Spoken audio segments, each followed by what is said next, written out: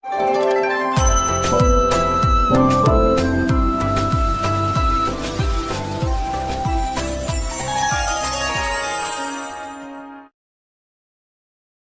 जगन्नाथ मु दिवाकर दास आपण मानक प्रणाम करुच्ची 600 वर्ष तल तालपत्र पोथीर लेखा मालिका सत हो भक्तबंधु 2026 मसीह कौन घटना घटव ता तो आम आगु कहीलु एबे किंतु आपन को देखेबू चकड़ा मड़ाणर से पद गुड़िक जहाँ को आम लिखुन बरम 600 वर्ष तले लिखाई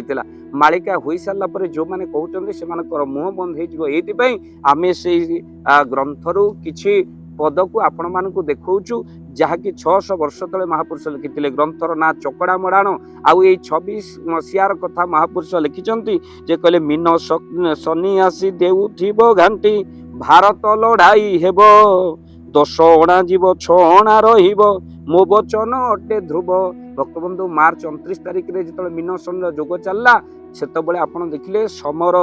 परिस्थिति उपजी जहाँकि आपड़ जानी मीन शनि संजोग हेब जिते समर लगे बाबू भारत मंडल सत्य है मालिका भक्तबंधु ट्रम्प मध्यस्थी पर जो भारत आ पाकिस्तान जो युद्ध ताहा प्रशमित होता किंतु महापुरुष 600 वर्ष तक लिखते खाली से नुहे कहले 2.5 बरस घोर उत्पात 26 अंक को अना ये युद्ध केते वर्ष पर्यंत चलो कहले 2.5 वर्ष अति उत्पात हम भक्तबंधु मीन शनि जोग 2.5 वर्ष पर्यंत जहाँ 2027 जून मास पर्यंत जहाँ आमर जो गवेषणा कहूँ भक्तबंधु कहले 2.5 बरस घोर उत्पात 26 अंक को अना श्मशान पराए सारा संसार उच्छन हो सीना कहले 2.5 वर्ष जो युद्ध लगी से कौन हम ना मारु महरग राज कर आसी घरे घरे पशि जीव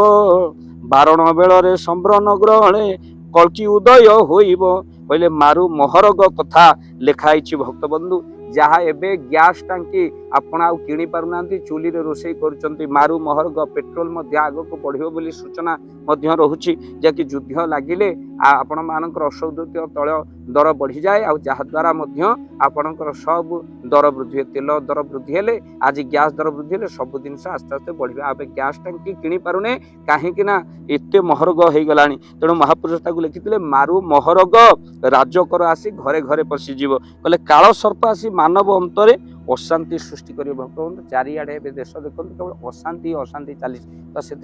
आपण मैंने देखुंत मन अनुमान कर भक्तबंधु जहाँ सत्य होइछि मालिका एबे गैस टांकीर मूल्य आपड़ केते किणुचंती मारु महरग कथा महापुरुष लिखि 2.5 वर्ष युद्धर कथा लिखिं सत्य हो चली मालिका जहाँ आम सेबे कही एबे ताहा आपण आखि सामने देखुं ए वीडियो को बहु मात्रा शेयर करंतु कहीं अनेक लोक कहते मालिका हो सारा पर आप कहते से मुह तो प्रेत बंद हो जदि वीडियो को देखिए सेबे लिखाई एबे केमती सत्य होची देखंतु। जय जगन्नाथ जय पंच।